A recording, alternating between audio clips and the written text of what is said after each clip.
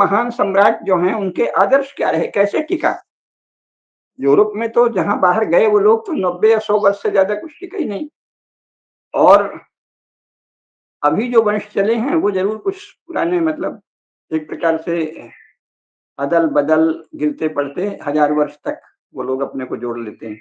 उसके पहले तो कोई उल्लेख नहीं है, लेकिन 1000 वर्ष में भी पहले तो राजा केवल लंदन के आस-पास के थे, अब 20 राजा जो दूसरे थे, 18वीं शताब्दी तक इंग्लैंड 20 राज्यों में बँटा था और वो 19 राज्य जो हैं उनमें से कोई-कोई इनसे मित्रता रखते थे, मुख्य केंद्रीय राजा से, और बाकी नहीं रखते थे। तो पादरियों ने ये कहा कि जो हमको महत्व देगा औ और उसमें से जो लंदन के आस-पास है, हम उसको केंद्रीय राजा मानेंगे। तो ये तो बहुत बाद में एक राजा हुआ है, और वस्तुतः नेशन स्टेट तो इंग्लैंड बना है अभी, लेकिन उसके पहले राजा भी वहाँ बहुत दीर्घ काल से नहीं है। और संपूर्ण यूरोप में कोई भी राजवंश 300-400 वर्ष से ज़्यादा नहीं चला है अधिकतम, और बाकी तो थोड़े ही समय चले हैं। फ्रांस वगैरह में क्या है, अभी नेपोलियन बोनापार्ट हुआ, अभी फलाने हो गए, लगातार राजवंश बदलते रहे हैं 100 वर्ष, 50 वर्ष में, है ना? इंग्लैंड ने थोड़ा, जब से भारत के संपर्क में आया, तो उसको ज़रा स्थायी शासन का चस्का लगा, नकल मारी, बताया तो नहीं कि हम भारत से सीखे हैं, लेकिन फिर वहाँ के जो प्रबुद्ध अभिजन लोग हैं, उन्होंने सीखा और इंग्लैंड में थोड़ा कोशिश करते हैं कि टिका रहे। देखें कब तक टिका रहेगा। अब तो ऐसी मूर्खता कर रहे हैं जो मोहम्मद पंथियों को गले लगा रहे हैं, फिर वो उनका तो वंश समाप्त ही हो जाएगा, फिर उस्मान वंश या इसी तरह का कोई वंश चलेगा, वो अलग बात है।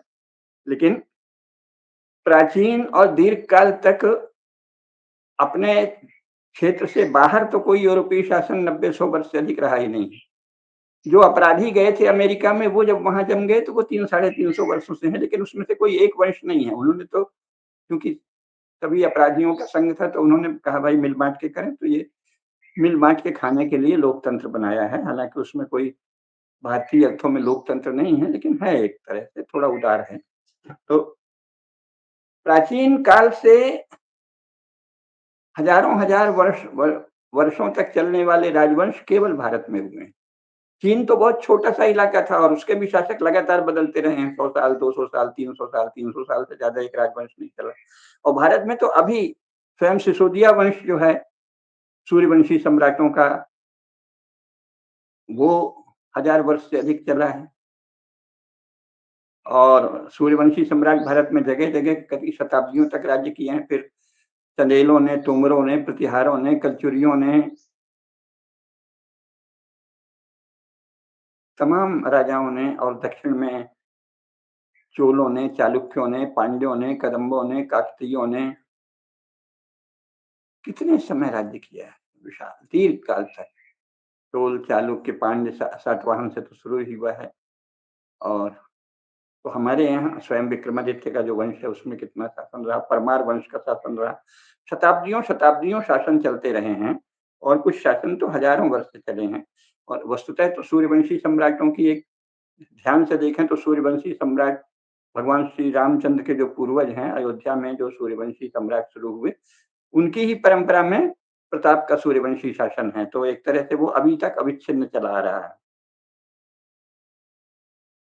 तथागत बुद्ध को भी माना जाता है कि वो सूर्यवंश के ही हुए हैं, ऐसा बताते हैं वो लोग। और नानक देव को भी सूर्यवंश में ही उत्पन्न बताया जाता है। सातवाहन आदि जो हैं वो भी अपने को सूर्यवंशी, दक्षिण भारत के अनेक सम्राट अपने को मूलतः अयोध्या से जोड़ते हैं, सूर्यवंश से जोड़ते हैं। तो हमारे यहाँ तो हजारों हजार वर्ष एक राजवंश शासन करता रहा है। तो उनके फिर ऐसे जो राजा रहे हैं तो कैसे टिका रहे हैं, टिकाऊ कैसे हुए हैं? तो उनके आदर्श क्या थे, ये जब हम जानेंगे तब पता चलेगा। इतने महान राजर्षि होने से ही वो लोग इतने समय तक टिक सके। सबसे पहले तो महाभारत का ही देखें। महाभारत के अनेक पर्वों में, शांति पर्व में, उद्योग पर्व में, कई जगह इसका उल्लेख है। अभी यहाँ महाभारत में नहीं लाया हूँ, बिजली चली गई थी तो बदल दी है जगह, लेकिन जो थोड़े बहुत प्रसिद्ध श्लोक हैं अभी उन्हीं की चर्चा करेंगे। ऐसे महाभारत में हजारों उदाहरण हैं इस तरह के, जिसमें से हम 5-10 बता रहे हैं। शांति पर्व का प्रसिद्ध श्लोक है, लोक रंजन मेवात्र राज्ञाम धर्म सनातनः। भीष्म पितामह कहते हैं कि राजाओं का सनातन धर्म है लोक रंजन, लोगों को आनंदित करना, ऐसी नीतियां बनाना जिससे लोग प्रसन्न हों। लोक रंजन मेवात्र राज्ञाम धर्म सनातन। इसी प्रकार शांति पर्व में ही ये 57वें अध्याय का श्लोक हमने कहा था। 59वें अध्याय में है, यथा ही गर्भिणी हित्वा स्वं प्रियम मनसोनुगम गर्भस्य हितमाधत्ते तथा राज्ञाप्य संशयम वर्तितव्यम कुरु श्रेष्ठ सदा धर्मानुवर्तिना स्वं प्रियम तु परित्यज्य यद यद लोकहितम भवेत्। भीष्म पितामह कहते हैं, हे राजन, यथा ही गर्भिणी हित्वा स्वं प्रियम मनसोनुगम, जिस प्रकार गर्भिणी माँ अपने को जो अच्छा लगे, अपने मन का जो हो, उससे नहीं चलती। स्वं प्रियम मनुसोनुगम नहीं चलती, हित्वा उसका अपने उसको छोड़ देती है। यथा ही गर्भिणी हित्वा स्वं प्रियम मनुसोनुगम, अपने प्रिय और अपने मन को भाने वाले विचार को त्याग देती है। यथा ही गर्भिणी हित्वा स्वं प्रियम मनसोनुगम गर्भस्य हितमाधत्ते, गर्भ का हित किसमें है, इसका ही ध्यान रखती है, इसी को धारण करती है, इसी का पालन करती है। तथा राज्ञापि असंशयम, राजा को भी इसी प्रकार करना चाहिए। वर्तितव्यम कुरुश्रेष्ठ सदा धर्मानुवर्तिना, हे कुरुश्रेष्ठ युधिष्ठिर, राजा को सदा धर्म का अनुवर्तन करना चाहिए इसी प्रकार। और स्वं प्रियम तु परित्यज्य, अपने को क्या प्रिय है इसको त्याग देना चाहिए। यद यद लोक हितम भवेत्। अद्भुत श्लोक है, फिर से सुनिए ध्यान से। यथा ही गर्भिणी हित्वा स्वं प्रियम मनसोनुगम गर्भस्य हितमाधत्ते तथा राज्ञाप्य संशयम वर्तितव्यम कुरु श्रेष्ठ सदा धर्मानुवर्तिना स्वं प्रियम तु परित्यज्य यद यद लोकहितम भवेत्। जिससे लोकहित हो वही करना चाहिए राजा को। ये है जो शिक्षा हमने बताई है, जो दिनचर्या बताई है, उससे तप कर मज कर निखरता है जब राजा, तो क्या होता है, ये उसके उदाहरण हैं। इसी प्रकार शांति पर्व में 90वें अध्याय में फिर है, धर्माय राजा भवति न काम करणाय तु धर्मे तिष्ठन्ति भूतानि धर्मो राजनि तिष्ठति। धर्माय राजा भवति, राजा धर्म के लिए होता है, न काम करणाय तु, अपनी कामनाओं के लिए नहीं होता, अपनी कामनाओं की पूर्ति के लिए राजा नहीं है। धर्मे तिष्ठन्ति भूतानि, समस्त प्राणियों की रक्षा धर्म में है। जब सभी प्राणी स्वधर्म का पालन करते हैं, धर्म में आचरण करते हैं, सदाचार में जीवन जीते हैं, तभी वो रहते हैं, नहीं तो आपस में एक दूसरे को मार डालेंगे, खा डालेंगे। धर्मे तिष्ठन्ति भूतानि, और धर्मो राजनि तिष्ठति, और वह धर्म कहाँ रहता है, राजा में। क्योंकि धर्म का पालन, धर्म का संरक्षण, धर्म को सुनिश्चित करना, धर्म में व्यवस्था बनाना किसका काम है, राजा का। तो धर्माय राजा भवति न काम करणाय तु धर्मे तिष्ठन्ति भूतानि धर्मो राजनि तिष्ठति, धर्म राजा में है, ये आदर्श है। उद्योग पर्व में इसी को दूसरे ढंग से कहा है, बहुत आदर्श है। पौर्जान पदार्थम तु ममार्थौ नात्म भोगतः कामतो ही धनम राजा व्यापारक्यम प्रयच्छति न सधर्मेण धर्मात्मनि युज्यते यशसा न च। राजा जो है वो पौर यानी अपने पुर और जनपद के अर्थ में जीता है, जीना चाहिए, अपने लिए नहीं। आत्म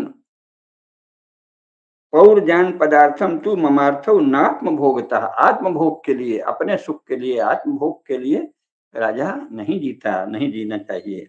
काम तो ही धनम राजा, राजा धन चाहता है जनपद के लिए, पुर के लिए, है ना। और न स धर्मेण धर्मात्मन युज्यते यशसा न चा, जो ऐसा नहीं करता उसको सुख नहीं मिलता। और यश के लिए भी राजा कुछ नहीं करे, धर्म के लिए करे। इसी प्रकार मार्कंडेय पुराण में भी इससे मिलता जुलता ही कहा है। मार्कंडेय पुराण में क्या कहा है, राज्यम शरीर ग्रहणम न भोगाय महीपते क्लेशाय महते पृथ्वी स्वधर्मो प्रतिपालने। राजा का शरीर जो है वो भोग के लिए नहीं मिला है, जैसे ब्राह्मणों के लिए भी कहा है कि ब्राह्मण से ही देहो यम क्षुद्र कामाय नेष्यते, ये हमारे यहाँ सदा से आदर्श रहा है, सबका उच्च आदर्श। ब्राह्मणों को भी क्या कहा है, ब्राह्मण से ही देहो यम क्षुद्र कामाय नेष्यते, ब्राह्मण का शरीर क्षुद्र कामनाओं के लिए नहीं है। इसी प्रकार राजा के लिए क्या कहा है, राज्ञां शरीर ग्रहणम न भोगाय महीपते। राजा का शरीर भोग के लिए नहीं है। क्लेशाय महते पृथ्वी स्वधर्म प्रतिपालने, स्वधर्म प्रतिपालन में महान कष्ट सहना, इसी के लिए राजा है। सब प्रकार का कष्ट सहते हुए स्वधर्म का पालन करना, धर्म की व्यवस्था करना, धर्म में व्यवस्था करना, धर्म का पालन संरक्षण और धर्म में व्यवस्था सुनिश्चित करना, यही राजा का काम है। शांति पर्व के 139वें अध्याय में इसको और सुंदर ढंग से कहा है। क्या कहा है? पिता भ्राता गुरु शास्ता वह्नि वैश्रवणो यमः सप्तराज्यो गुणानेतान् मनुराह प्रजापतिः पिता ही राजा लोकस्य प्रजानां योनुकंपिता। मैंने कहा ना कि मनु तो महाभारत से भी पहले के हैं। महाभारत 5200 वर्ष पूर्व है और महाभारत में बार-बार मनु का उल्लेख है। यहाँ भी देखिए, पिता भ्राता गुरु शास्ता वह्नि वैश्रवणो यमः सप्तराज्यों गुणानेतान् मनुराह प्रजापति। प्रजापति ने मनु से क्या कहा?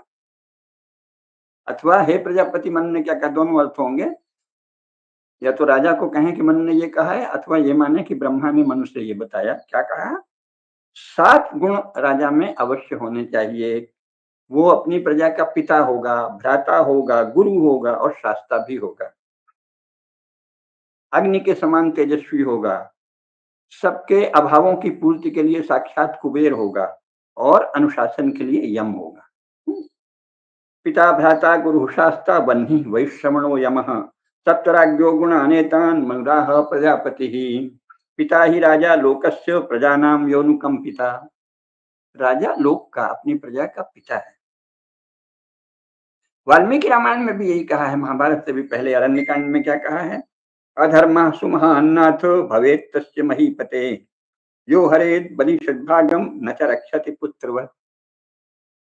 जो राजा कृषि और अन्य उपजों का 6ठा भाग लेता है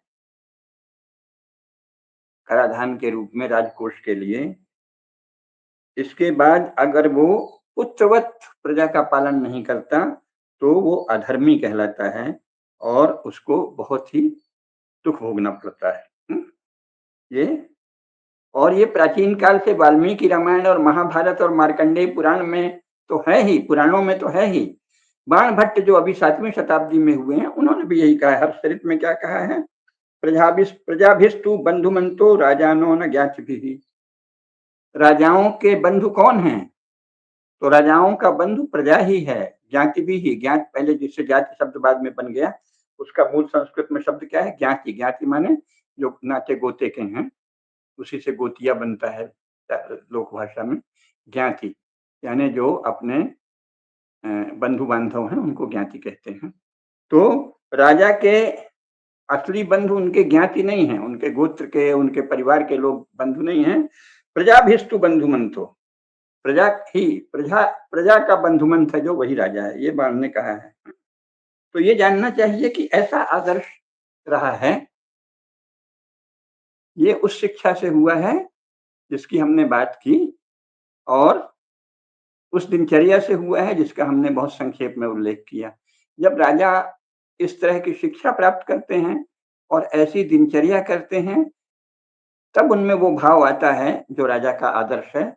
और अत्यंत प्राचीन काल से, वेद के समय से लेकर और अभी 1947 तक ऐसे-ऐसे राजा होते रहे हैं। महारानी लक्ष्मीबाई और महारानी अहिल्याबाई का हमने सुना ही है। अन्य अनेक राजाओं का है, रानियों का है कि अगर उनका पुत्र या भाई भी कोई अनाचार करता है तो महारानी देवी अहिल्याबाई ने तो अपने पुत्र को ही दंडित किया था। और केवल किसमें? क्योंकि उसने जरा-सा प्रजा में कोई एक अनाचार का संकेत मिल गया।